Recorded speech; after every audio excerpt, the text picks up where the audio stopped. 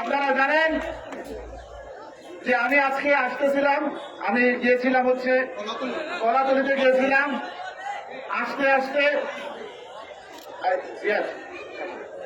আস্তে আস্তে এমন সুন্দর রাস্তায় আসছি যেটা রাস্তা মনে হয় নাই, মনে হয়েছে যেন কোনো যুদ্ধক্ষেত্র। আমার মনে হচ্ছে যেন আমি গাজায় আছি, আমি কাঞ্চনে নাই। এই ফিলিস্তিনের গাজা আছে না, গাজার মতো রাস্তার অবস্থা হয়ে গেছে এরকম, উঠা নিচা উঠা নিচা। একটা মেয়রের দায়িত্ব কি? উন্নয়ন করা। একটা মেয়রের দায়িত্ব কি? পানি নিষ্কাশন করা। একটা মেয়রের দায়িত্ব কি? বালু ভরাট করা। আজকে 5 বছর আগে যখন এই মেয়রকে আমরা দায়িত্ব দিয়েছিলাম, অনেক স্বপ্ন দেখে অনেক আশা করে মনে করেছিলাম যে মিষ্টি হাসির সাথে মনে হয় মিষ্টি মন, আর এটার সাথে যে এত কুষ্ঠ আছে সেটা তার বুঝি নাই। মেয়র হওয়ার পরের দিন থেকে সে আর মেয়র থাকে না, হয়ে গেছে ব্যবসায়ী। আমরা ব্যবসায়ী হওয়ার জন্য তো ভোট দেই নাই। আসলে কারো গীবত দেওয়া আমার ইচ্ছা না, বাট একটা কথা মনে রাখবেন, যে মানুষের যে চরিত্র সেটা বলা হইতেছে সুন্দর। আমি কারো গীবত দেওয়ার জন্য বলতেছি না, আপনাদের বোঝার জন্য বলতেছি। এই যে বর্ষাকাল আসবে, মনে হবে বৃষ্টি হলে মনে হবে যেন আর গাড়ি ঘোড়ার প্রয়োজন নাই, নৌকা আসলেই চলবে। পানি নিষ্কাশনের কোন প্ল্যানিং নাই। থাকবে কোথা থেকে? প্ল্যানিং তো শুধু একটাই, কোথায় দখল করব, কোথায় ভরাট করব, কোথায় খাবো খাবো খাবো। আজকে এই রূপগঞ্জের মধ্যে অনেক স্বপ্ন ছিল যে তারাবো পৌরসভা আর আমাদের এই কাঞ্চন পৌরসভা। আমি তারাবো পৌরসভায় বাস করি, এখানে কাঞ্চন পৌরসভা। দুইটা পৌরসভা হবে হচ্ছে উন্নয়নের দুইটা মডেল। দুঃখের সাথে বলতে হয়, আপনারা যারা কাঞ্চনের বাসী আছেন, দয়া করে একটু তারাবো ঘুরে আসবেন, উন্নয়ন দেখে আসবেন। মেয়র যখন কাজ করে না, মেয়র যখন শুধু বৃষ্টি হাসি, এক জায়গায় যায় শুনি যে উনি দান খয়রাত করে। আমি বললাম আলহামদুলিল্লাহ, দান খয়রাত করে টাকা পাইল কই? কথা বলতেছে যে আপনি যে দান খয়রাত করবেন টাকা তো পাইতে হবে।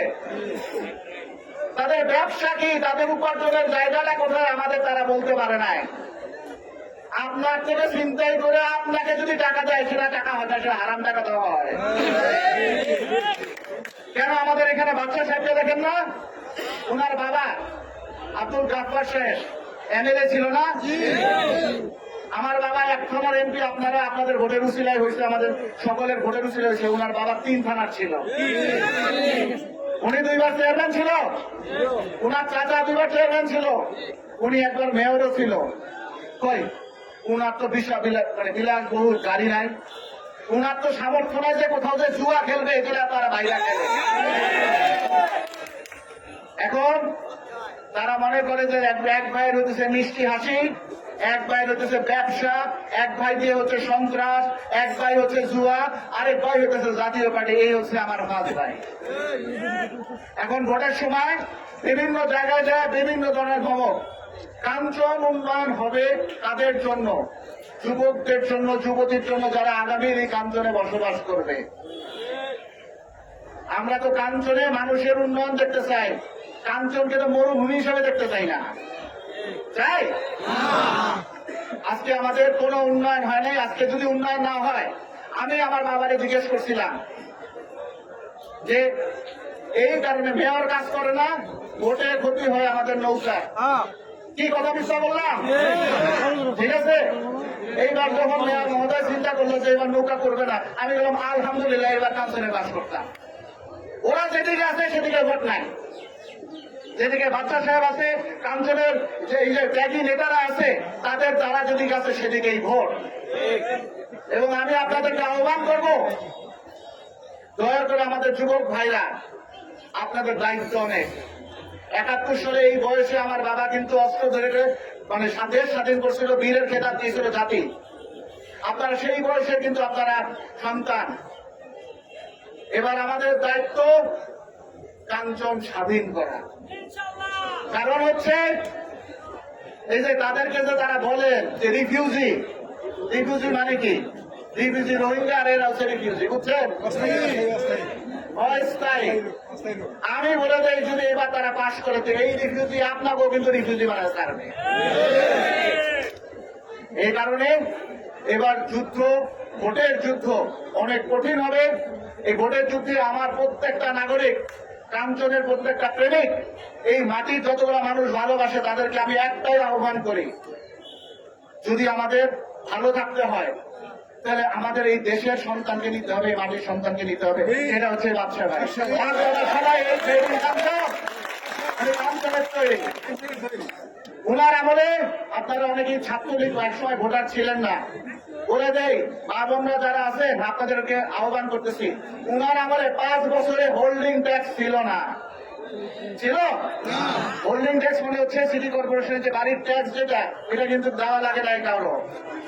এইবার উনি অ্যানাউন্স করছেন যদি আল্লাহ রাব্বুল আলামিন আপনাদের ভোটের উসিলায়, কাঞ্চনবাসীর ভোটের উসিলায় যদি ওনাকে নির্বাচিত করে, যদি কেউ হোল্ডিং ট্যাক্স না দিতে পারে উনি ওনার পকেট থেকে যেমনি হোক উনি এই হোল্ডিং ট্যাক্স দিয়ে দিবেন।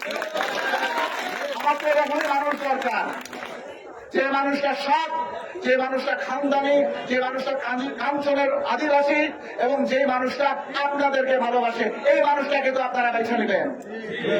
এই কারণে একটাই কথা, আপনারা যুবক, আপনাদের সকলের কাছে কিছু থাকুক আর না থাকুক, একটা করে মোবাইল আছে।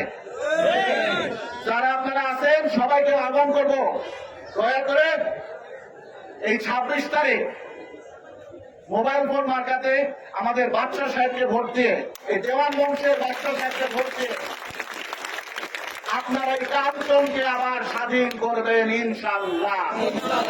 যাই হোক, আজানের সময় হয়ে গেছে, সভাপতি মহোদয় বক্তব্য দিলে। আমার এখানে কোনো স্বার্থ নাই, আমি আসছি ভালো মানুষের কাজ করতে আসছি। কারণ এভাবে ভালো মানুষের পাশে থাকা, ভালো মানুষের কাজ করা, ভালো মানুষের গুণগান করা, এটা সুন্নাত, এটা ইবাদত। আল্লাহ এই ইবাদত করার জন্য সেই ভালো মানুষটাকে, আমাদের নতুন প্রজন্ম, এই মানুষটাকে আপনারা সকলে বলছিলেন, এই মানুষটাকে আপনারা কাছে থাকবেন। এমন আমি ওনাকে অনুরোধ করছি অলরেডি, যে কোনো পানি থাকবে না, কোনো ধরনের রাস্তায় কোনো জঞ্জাট থাকবে না, আপনাদের ভবিষ্যৎ থাকবে উজ্জ্বল, কাঞ্চন থাকবে নিরাপদ, কাঞ্চন থাকবে আপনাদের। উনি হচ্ছে বাচ্চা, শুধু নাম না, উনি হচ্ছে জনগণের বাচ্চা। ভোট দিলে আপনারা হবেন কাঞ্চনের বাচ্চা, জনগণ জনগণই হবে বাচ্চা। জয় বাংলা, জয় বঙ্গবন্ধু।